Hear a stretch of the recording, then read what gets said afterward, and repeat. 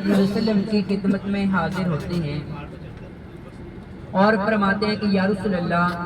آپ نے آج رات مکہ سے مدینے کی طرف ہجرت کرنی ہے، کیونکہ آج رات کفار نے آپ کو نعوذ باللہ قتل کرنے کا ارادہ رکھا ہوا ہے اور اللہ تعالیٰ کا بھی حکم ہے۔ تو ہمارے آقا صلی اللہ علیہ وآلہ وسلم سب سے پہلے سیدنا ابو بکر صدیق رضی اللہ تعالیٰ عنہ کے گھر پر تشریف لے کر جاتے ہیں۔ دروازے پر دستک دیتے ہیں، اندر سے آواز آتی ہے کہ یا رسول اللہ مرحبا، تشریف لے آئیں۔ تو ہمارے آقا صلی اللہ علیہ وآلہ وسلم گھر کے اندر تشریف لے کر جاتے ہیں۔ یہ رائٹ سائڈ میں بھی دیکھیے گا نیو راستہ جو بنا ہوا ہے ریسٹور کا، یہاں سے روڈ بنا ہوا ہے، یہ دیکھیں سیدھی ہاتھ پہ، یہ رائٹ سائڈ، یہ دیکھیں یہاں سے راستہ اوپر جانے کا ہے اور آدھا روڈ بنا ہوا ہے، تھوڑا سا آگے چڑھائی پہ جا کر پھر آگے سیڑھیاں شروع ہو جائیں گے اس کے آگے۔ دیکھیں یہ بیک سائڈ میں آپ کو یہ لگا ہوا نظر آ رہا ہے، روڈ بنا ہوا۔ تو ہمارے آقا صلی اللہ علیہ وآلہ وسلم سیدنا ابو بکر صدیق رضی اللہ تعالیٰ عنہ سے فرماتے ہیں کہ ہم نے آج رات مکہ سے مدینے کی طرف ہجرت کرنی ہے، کیونکہ آج رات کفار نے مجھے نعوذ باللہ قتل کرنے کا ارادہ رکھا ہوا ہے اور اللہ تعالیٰ کا بھی حکم ہے۔ تو سیدنا ابو بکر صدیق رضی اللہ تعالیٰ عنہ ہمارے آقا صلی اللہ علیہ وآلہ وسلم کے ساتھ ان کے گھر پر تشریف لے کر چلے جاتے ہیں۔ تو ہمارے آقا صلی اللہ علیہ وآلہ وسلم فرماتے ہیں کہ جاؤ حضرت علی کو بلا لو۔ جب حضرت علی رضی اللہ تعالیٰ عنہ ہمارے آقا صلی اللہ علیہ وآلہ وسلم کی خدمت میں حاضر ہوتے ہیں تو ہمارے آقا صلی اللہ علیہ وآلہ وسلم فرماتے ہیں کہ اے علی، میرے پاس کچھ امانتیں ہیں، کچھ مسلمان کی، کچھ کفار کی۔ ویسے بات دیکھیں ہمارے آقا صلی اللہ علیہ وآلہ وسلم کو اس شہر مقدس میں مکہ المکرمہ میں صادق اور امین کے نام سے جانے جاتے تھے، پکارے جاتے تھے، یعنی سچا اور ایماندار۔ مسلمان بھی امانتیں رکھا کرتے تھے اور جو کافر تھے، یہودی تھے، وہ بھی ہمارے آقا صلی اللہ علیہ وآلہ وسلم کے پاس امانتیں رکھا کرتے تھے۔ تو ہمارے آقا صلی اللہ علیہ وآلہ وسلم نے فرمایا اے علی، میرے پاس کچھ امانتیں ہیں، کچھ مسلمان کی، کچھ کفار کی، یہ امانتیں آپ نے ان کو دینی ہے اور آپ نے صبح مدینے کی طرف ہجرت کرنی ہے۔ ہم آج رات ہی مکہ سے مدینے کی طرف ہجرت کر رہے ہیں کیونکہ اللہ تعالیٰ کا حکم ہے۔ اور حضرت علی رضی اللہ تعالیٰ عنہ سے فرماتے ہیں کہ آپ نے آج رات میرے بستر پر قیام کرنا ہے، جس بستر پر نعوذ باللہ قاتلانہ حملہ ہونا ہوتا ہے۔ تو حضرت علی رضی اللہ تعالیٰ عنہ فرماتے ہیں کہ یا رسول اللہ، میرا ایمان ہے، میرا یقین ہے، آپ کے منہ سے جو بات نکل گئی ہے وہ سچی ہے، وہ پکی ہے، میری صبح بھی ہونی ہے، میں نے لوگوں کی امانتیں بھی دینی ہے اور صبح مدینے کی طرف ہجرت بھی کرنی ہے۔ تو حضرت علی رضی اللہ تعالیٰ عنہ ہمارے آقا صلی اللہ علیہ وآلہ وسلم کی چار پائی پر چادر اوڑھ کر سو جاتے ہیں۔ اور جب ہمارے آقا صلی اللہ علیہ وآلہ وسلم گھر سے باہر دیکھتے ہیں تو وہی کفار تلواریں اور نیزے لے کر کھڑے ہوتے ہیں، نعوذ باللہ، جو ہمارے آقا صلی اللہ علیہ وآلہ وسلم کے اوپر حملہ کرنے کے لیے آئے ہوئے تھے، گھر کے باہر پہرا دے رہے تھے۔ تو اسی وقت حضرت جبرائیل علیہ السلام ہمارے آقا صلی اللہ علیہ وآلہ وسلم کی خدمت میں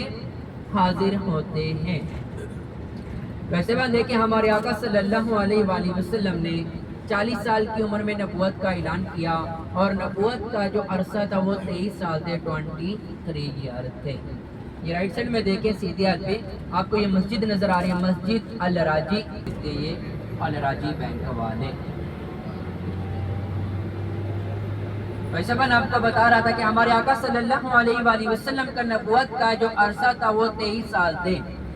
اور دیکھیں ہمارے آقا سے نبی آئے، انبیاء کرام آئے، ان کے نبوت کے سال زیادہ تھے، عرصہ زیادہ تھا۔ سب سے کم عرصہ نبوت کا جو تھا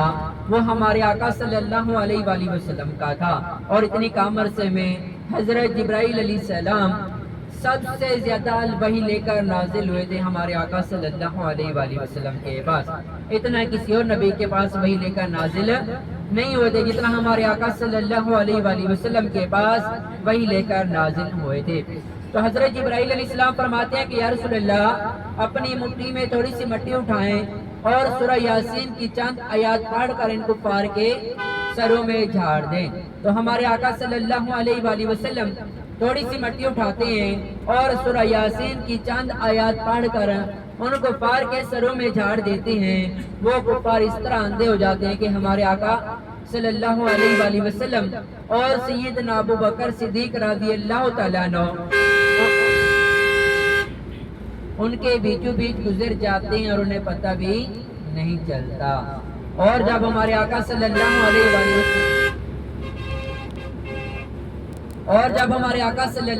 وآلہ وسلم گھر سے روانہ ہوتے ہیں تو سب سے پہلے خانہ کعبہ بیت اللہ شریف کے سامنے جاتے ہیں اور فرماتے ہیں کہ اے بیت اللہ، تو دنیا میں مجھے سب سے زیادہ پیارا ہے، عزیز ہے، اگر یہ کفار مجھے تانگ نہ کرتے تو میں آپ کو کبھی چھوڑ کر نہ جاتا۔ تو پھر ہمارے آقا صلی اللہ علیہ وآلہ وسلم نے مکہ سے مدینے کی طرف ہجرت فرمائی۔ دیکھیں مکہ اور مدینے کا جو راستہ ہے وہ دوسری سائیڈ میں جاتا ہے، مکہ سے غار ثور کا جو راستہ ہے یہ دوسری سائیڈ میں آتا ہے۔ ہمارے آقا صلی اللہ علیہ وآلہ وسلم نے یہ راستہ اس لیے اپنایا تھا، اختیار کیا تھا تاکہ کفار ہمارا پیچھا نہ کر لیں یا ہمیں کوئی نقصان نہ پہنچائیں۔ تو پھر ہمارے آقا صلی اللہ علیہ وآلہ وسلم نے مکہ سے مدینے کی طرف ہجرت فرمائی۔ دیکھیں ہمارے آقا صلی اللہ علیہ وآلہ وسلم جب مکہ سے مدینے کی طرف ہجرت فرماتے ہیں تو ہمارے آقا صلی اللہ علیہ وآلہ وسلم جب مکہ سے چلتے ہیں تو اپنے پاؤں مبارک کی ایڑی مبارک اٹھا کر انگلیوں کے بل چلتے ہیں۔ انگلیوں کے بل اس لیے چلتے ہیں تاکہ پاؤں کے نشان نہ رہ جائیں، کفار ہمارا پیچھا نہ کر لیں۔ تو ہمارے آقا صلی اللہ علیہ وآلہ وسلم انگلیوں کے بل چلتے چلتے جبل ثور پہاڑ کے دامن میں پہنچتے ہیں تو ہمارے آقا صلی اللہ علیہ وآلہ وسلم کی انگلیاں مبارک، پاؤں مبارک زخمی ہو جاتی ہیں۔ تو سیدنا ابو بکر صدیق رضی اللہ تعالیٰ عنہ ہمارے آقا صلی اللہ علیہ وآلہ وسلم کو اپنے کندھوں پر اٹھاتے اور غار کے منہ تک لے جاتے ہیں۔ یہ آپ کو باقی واقعہ وہاں پر میں نے کھڑے ہو کر بتایا تھا کہ سیدنا ابو بکر صدیق رضی اللہ تعالیٰ عنہ نے ہمارے آقا صلی اللہ علیہ وآلہ وسلم کو اپنے کندھوں پر اٹھایا اور غار کے منہ تک لے گئے، اور ہمارے آقا صلی اللہ علیہ وآلہ وسلم نے اپنا لبِ دل لگایا اور اسی وقت وہ شفا یاب ہو گیا۔ مکڑی نے جالا بنایا، کبوتری نے انڈے دی، یہ سارا ہجرت کا اور غار ثور کا ہی واقعہ تھا۔ ویسے بند دیکھیں اس ہجرت کے واقعے میں سیدنا ابو بکر صدیق رضی اللہ تعالیٰ نے بھی قربانیاں دی اور ان کی پیاری بیٹی حضرت اسماء رضی اللہ تعالیٰ عنہ انہوں نے بھی قربانیاں دی۔ دیکھیں جب یہ ہجرت کا واقعہ ہوا اس وقت حضرت اسماء رضی اللہ تعالیٰ عنہ کی عمر 9 سال یا 11 سال بتائی جاتی ہے۔ دیکھیں 11 سال کی چھوٹی سی بچی سارا دن مکہ میں کام کرتی، رات کی تاریکی میں، رات کے اندھیرے میں مکہ سے اپنے گھر سے کھانا بنا کر آیا کرتی تھی غار ثور کے اندر اپنے بابا جان اور ہمارے آقا صلی اللہ علیہ وآلہ وسلم کی خدمت میں کھانا پیش کرنے کے لیے۔ تو ایسے بات دیکھیں چھوٹی سی عمر 11 سال کی عمر میں اس وقت یہ راستے نہیں ہوا کرتے تھے، روڈ نہیں تھے، کالے پہاڑ، نکیلے پتھر یعنی پہاڑ ہی پہاڑ ہوا کرتے تھے، اور وہ بھی رات کے اندھیرے میں آیا کرتی تھی، دن کی روشنی میں نہیں آیا کرتی تھی تاکہ کفار پیچھا نہ کر لیں۔ تو حضرت اسماء رضی اللہ تعالیٰ عنہ فرماتی ہیں ابھی غار کے اندر آقا صلی اللہ علیہ وآلہ وسلم کا دوسرا دن تھا کہ ابو جہل آیا میرے گھر پر، دروازے پر دستک دی، میں نے دروازہ کھولا تو ابو جہل نے پوچھا تمہارے بابا کہاں گئے محمد صلی اللہ علیہ وآلہ وسلم کو لے کر؟ تو حضرت اسماء رضی اللہ تعالیٰ عنہ فرماتی ہیں جھوٹ بولتی ہوں تو شریعت اجازت نہیں دیتی، اور اگر سچ بتا دوں گی تو آقا صلی اللہ علیہ وآلہ وسلم کو تکلیف ہوگی، لہذا شریعت بھی بچانی اور وعدہ بھی نبھانا ہے۔ تو فرماتی ہے میں خاموش رہی۔ ابو جہل نے دوسری بار پوچھا پھر بھی خاموش رہی، جب تیسری بار پوچھا تو فرماتی ہیں اللہ تعالیٰ نے مجھے اتنی قوت دی، اتنی طاقت دی، اور میں نے کہا اے ابو جہل مجھے پتا ہے وہ کہاں ہیں لیکن میں آپ کو بتاؤں گی نہیں۔ تو حضرت اسماء رضی اللہ تعالیٰ عنہ فرماتی ہیں میرا عزت والا گھرانہ تھا، بڑے چوک میں، بڑے بازار میں، ابو جہل نے میرے منہ کے اوپر تھپڑ مارا، میں نیچے گر گئی۔ دیکھیں حضرت اسماء رضی اللہ تعالیٰ عنہ کے چہرے مبارک پر جو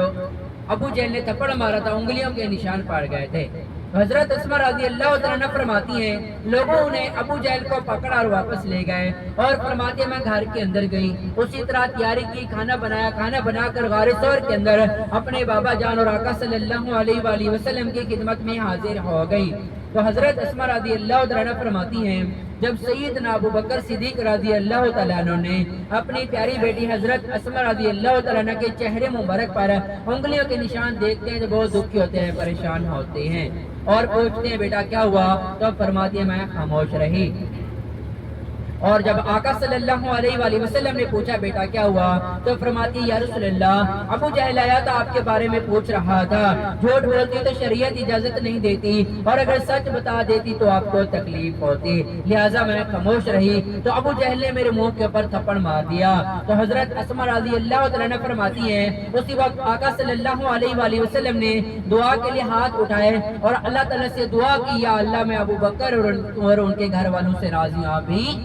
راضی ہو جائیں۔ ایک بار سبحان اللہ پڑھ لیں، درود پاک پڑھ لیں۔ دیکھیں ابھی ہم حدود حرم سے باہر ہونے والے ہیں۔ یہ رائٹ سائڈ میں دیکھیں دو ٹانگوں والا پلر ابھی آپ کو نظر آئے گا، اس کے اوپر لکھا ہوا اینڈ آف حرم باؤنڈری، یہ سیدھے ہاتھ پہ یہ دیکھیں یلو کلر کا، یہ دیکھیں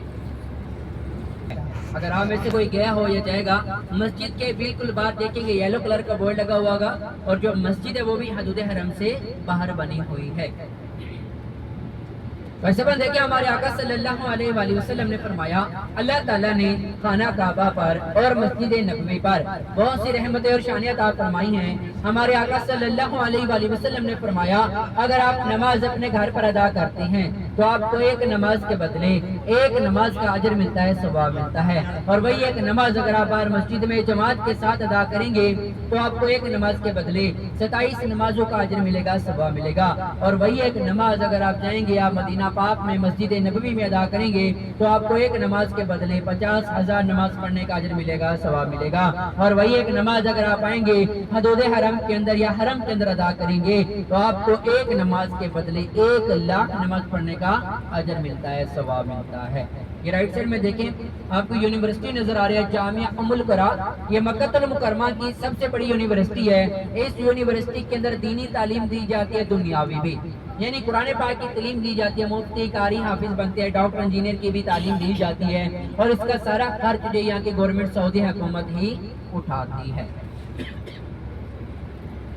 ویسے میں آپ کو بتا رہا تھا کہ اسی حدود حرم کے اندر ہم ایک نماز ادا کرتے ہیں تو 1,00,000 نماز پڑھنے کا ہمیں اجر ملتا ہے، ثواب ملتا ہے۔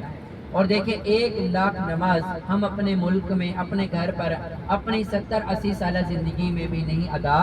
کر سکتے، یہاں پر ایک نماز ادا کرتے ہیں تو 1,00,000 نماز پڑھنے کا ہمیں اجر ملتا ہے، ثواب ملتا ہے۔ اس لیے دیکھیں پہلے بھی آپ کو بتایا کہ اللہ تعالیٰ نے آپ سب کو آنے کا موقع دیا، اس موقع کا فائدہ اٹھائیں، اللہ تعالیٰ کی عبادت میں وقت گزاریں، کچھ نہ کچھ حاصل کر کے جائیں، کچھ نہ کچھ سیکھ کر جائیں، کیونکہ دیکھیں زندگی کا ایک پل کا ایک سیکنڈ کا بھی پتہ نہیں ہے، ہو سکتا ہے دوبارہ اللہ تعالیٰ آنے کا موقع دے یا نہ دے، اللہ تعالیٰ بہتر جانتا ہے۔ دعا ہے اللہ تعالیٰ ہم سب کو، ہر مسلمان کو بار بار خانہ کعبہ بیت اللہ شریف کی حاضری نصیب فرمائے، بار بار آنے کی توفیق عطا فرمائے۔ فرسبان دیکھیں اللہ تعالیٰ نے قرآن پاک میں ارشاد فرمایا وَمَا الْحَيَاةُ الدُّنْيَا إِلَّا مَتَاعُ الْغُرُورِ، یہ دنیا دھوکے کے سوا کچھ نہیں ہے، یہ محض ایک دھوکہ ہے، یہ ہماری اصل زندگی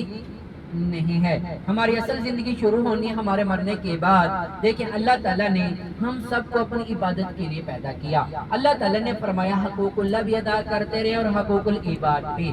حقوق اللہ یعنی نماز، روزہ، حج، زکوٰۃ یہ بھی ادا کرتے رہے، اور حقوق العباد جو ہیں جو ہمارے اوپر ہمارے ماں باپ کے، بہن بھائیوں کے، پڑوسیوں کے، رشتہ داروں کے حق ہیں وہ بھی ادا کرتے رہے تو میں آپ کو جنت عطا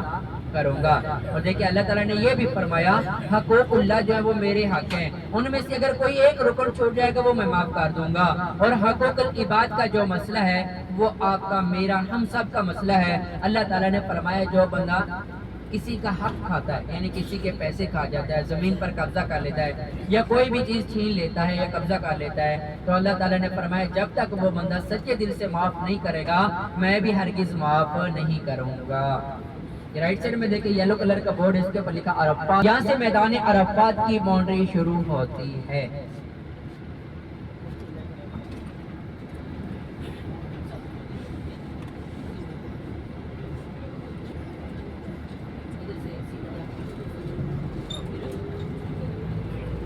اندر کا جو ایریا ہے وہ ہے عرفات،